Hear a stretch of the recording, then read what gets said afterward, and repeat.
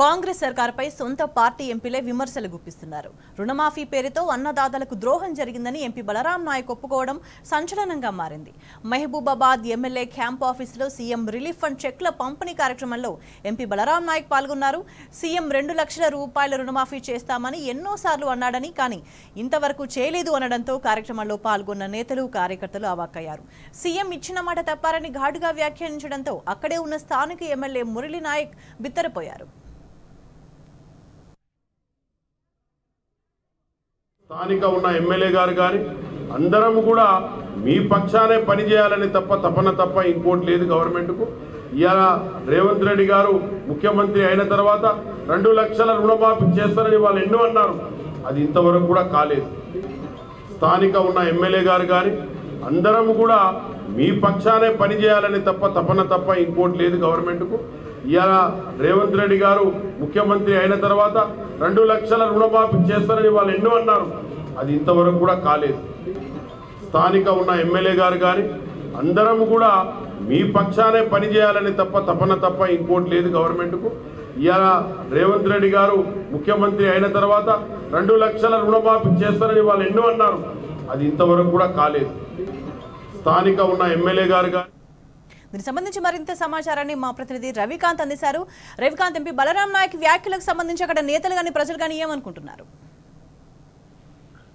ఇవాళ మహబూబాబాద్ జిల్లాకు సంబంధించి సిఎంఆర్ఎఫ్ చెక్కులను ఎమ్మెల్యే క్యాంపు కార్యాలయం అంటే మురళీ నాయక్ క్యాంపు కార్యాలయంలో పంపిణీ చేసిన నేపథ్యంలో చేసిన వ్యాఖ్యలు ఇవి. దీని పట్ల అంత చర్చనీయాంశంగా మారిన నేపథ్యం అంటే 6 గ్యారంటీలు 420 హామీలతో అధికారంలోకి వచ్చిన రేవంత్ రెడ్డి ప్రభుత్వాన్ని సొంత పార్టీ నాయకులే నమ్మలేని పరిస్థితి, చాలా దుస్థితిగా మనం చెప్పాల్సి ఉంటుంది. రైతుల విశ్వాసం, ప్రజల నమ్మకం చూరగొనడం పక్కన పెడితే సొంత పార్టీ నాయకుల విశ్వాసమే లేదని వాళ్ళ ఎంపీ బలరాం నాయక్ చేసిన వ్యాఖ్యలు అందుకు ఉదాహరణగా మనం చెప్పుకోవాల్సి ఉంటుంది. బలరాం నాయక్ వ్యాఖ్యలు సంచలనంగా మారిన నేపథ్యము అటు ఇటు ఉమ్మడి వరంగల్ జిల్లా వ్యాప్తంగా హాట్ కామెంట్స్ గా మనం చూడాల్సి ఉంటుంది. చర్చనీయాంశంగా మారిన నేపథ్యం కూడా మనం చూస్తా ఉన్నాము. రేవంత్ రెడ్డి 2 లక్షల రుణమాఫీ చేస్తామన్నారు, అది కాలేదు అని ఒక వేదిక ద్వారానే చెప్పడం అనేది చాలా తీవ్ర చర్చనీయాంశంగా మారింది. కాంగ్రెస్ పార్టీలోనైతే దుమారంగా మారుతున్న సందర్భం కూడా మనం చూస్తా ఉన్నాము. ఈ వ్యాఖ్యలు చేసిన సందర్భంలో పక్కనే ఉన్నటువంటి ఎమ్మెల్యే మురళీ నాయక్ కూడా బిత్తరపోయిన నేపథ్యము, కాంగ్రెస్ శ్రేణులన్నీ కూడా అవాక్కైన నేపథ్యం మనం చూస్తా ఉన్నాము. ఇలా ఎలా మాట్లాడగలిగారని చెప్పి ఆయనను ప్రశ్నిస్తున్న నేపథ్యం కూడా కనిపిస్తా ఉంది. అంటే సొంత పార్టీ నాయకులంతా కూడా ఇలా ఎలా మాట్లాడతామని చెప్పి ప్రశ్నిస్తున్న నేపథ్యం కూడా మనం చూస్తా ఉన్నాము. పూర్తి స్థాయిలో ఆయన మనసులో నుంచి వచ్చిన మాటలుగా మనం చెప్పాల్సి ఉంటుంది. ఈ వ్యాఖ్యలైతే తీవ్ర దుమారం రేపుతున్న నేపథ్యం అయితే మనం చూస్తా ఉన్నాము. ఒక అధికారిక కార్యక్రమం ద్వారా విమర్శలను గుప్పించడం, అంటే సీఎం పైన విమర్శలు గుప్పించడం, ఇది కావాలనే చేశాడనే అంశం కూడా తెర మీదకి వస్తా ఉన్న నేపథ్యాన్ని మనం చూస్తా ఉన్నాము. పూర్తి స్థాయిలో ఆగస్టు 15న డెడ్ లైన్ ఉంది రుణమాఫీకి సంబంధించి.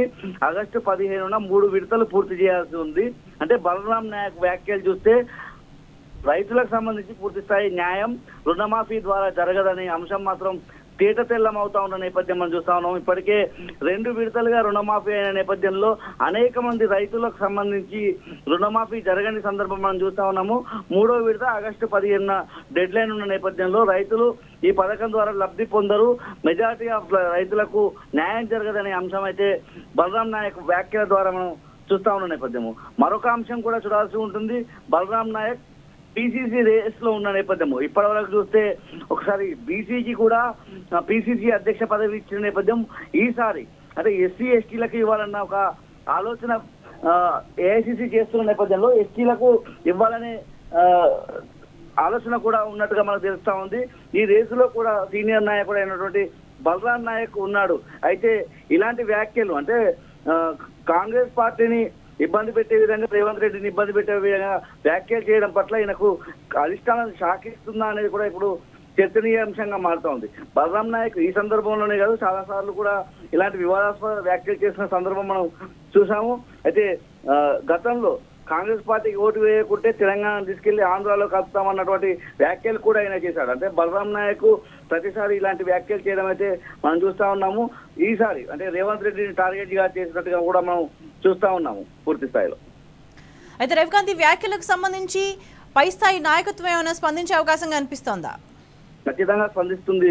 స్వేచ్ఛ ఆయన మీద క్రమశిక్షణ చర్యలు తీసుకునే అవకాశం అయితే మనం చూస్తా ఉన్నాం. ఎందుకంటే ఇప్పటి వరకు మనం చూస్తే ఒక మహాలక్ష్మి పథకాన్ని మాత్రమే మొన్నటి వరకు చెప్పుకుంది కాంగ్రెస్ పార్టీ. ఆ మహాలక్ష్మి పథకంలోనూ అనేక లోపాలు తలెత్తాయి. బస్సుల్లో ఆ మహిళలు కొట్టుకున్న సందర్భాన్ని మనం చూసాము, కూరగాయలు అమ్మిన సందర్భాన్ని చూసాము.